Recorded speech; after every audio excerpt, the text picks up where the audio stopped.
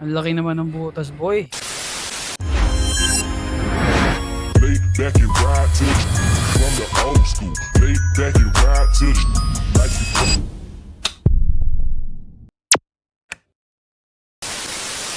Hey, what's good? Welcome back. So, for today's vlog, trabahuin naman natin yung motor ko. Recently kasi, napansin ko na sobrang pudpud na yung gulong ko and kailangan na talagang palitan. Nakailang butas na rin yun. Nipis na siya. So, talagang bumigay na.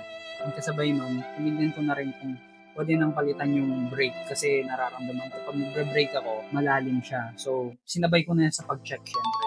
Sa totoo lang, masakit sa bulsa gumastos lalo na sa mga maintenance na motor. And kasabay nun, may mga plans or pangarap ka pang binubuo or pinag-iipunan. Ganun. Basta may kasabay siyang pinag-iipunan mo, masakit talaga siya sa bulsa. Pero lagi kong pinapaalala sa sarili ko na pag maintenance sa motor, hindi lang ito basta gastos. Siyempre, investment na rin siya.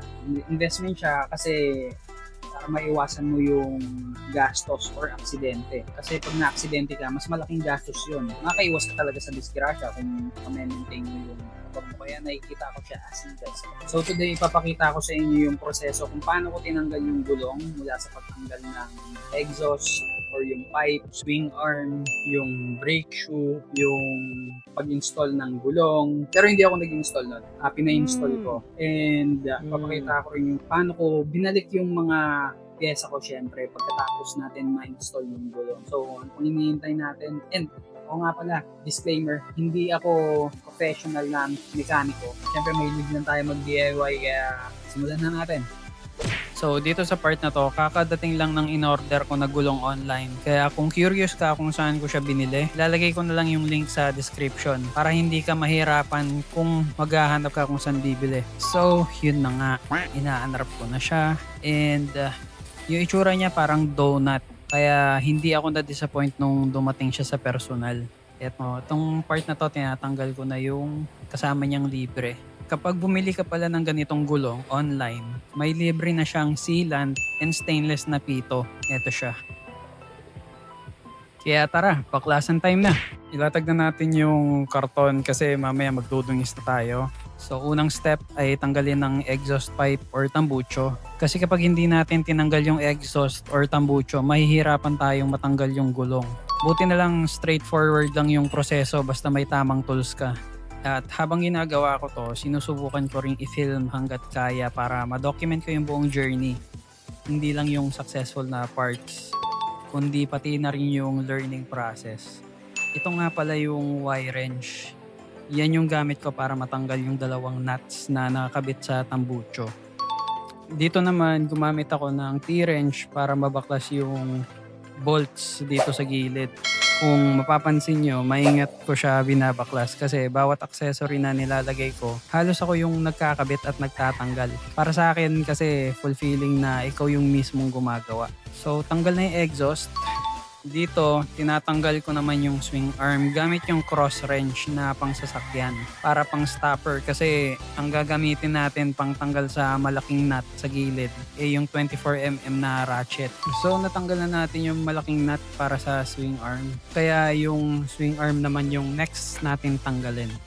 Dito naman sa part na to, natanggal ko na yung swing arm. Dito naman tayo mag-focus kung paano naman natin tatanggalin yung gulong. Dito naman, kung ganito yung tire hugger mo, kakailanganin mo tanggalin yung compartment ng click mo. Then, luwagan yung tornilyo dito sa parte na to para kapag tinanggal mo yung gulong, hindi ka mahirapan. Parang ganito, nakatanggal na yung compartment ko at tinatanggal ko naman yung tornilyo na tulad ng pinakita ko kanina, ay nakabilog. Kasi kung nakatanggal lahat ng pinakita ko, mabilis nyo lang matatanggal yung gulong tulad nitong ginawa ko. Since nakatanggal na yung gulong, sinabay ko na rin yung pag-check ng brake shoe and mukhang palitin na rin talaga siya. 5 taon ko ba naman gamit pamasok, panggala, pag may lalakarin, kaya sobrang sulit na rin. Buti na lang din may nakatabi akong reserba. Matagal ko na rin siya binili kasi madalas akong nag-a-adjust sa preno. Kaya naisip ko baka anytime papalitan na siya. So mukhang ito na yung time na yon. Kaya kinabit ko na agad siya. So tanggal na yung gulong and ang laki ng butas niya at palagi na siyang sumisingaw kahit anong bomba ng hangin ang gawin ko dito. Sulit na rin kasi matagal ko na rin nagamit yung gulong.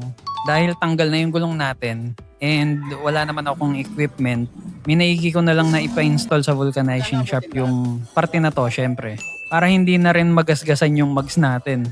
And kung ikaw din yung taong maingat, maigi talaga na magpa-install sa shop na may mga ganitong equipment. Makakatiyak ka na maayos yung installation ng gulong mo ng less gasgas compared sa mga walang equipment. Sureball lang na sasakit yung ulo mo. So sa wakas at naikabit na yung bagong gulong, oras na para umuwi at ibalik ang lahat ng pyesa.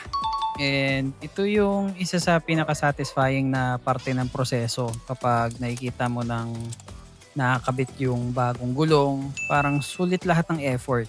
Kasi malaki yung porsyento na ikaw ang gumawa ng walang ibang inaasahan.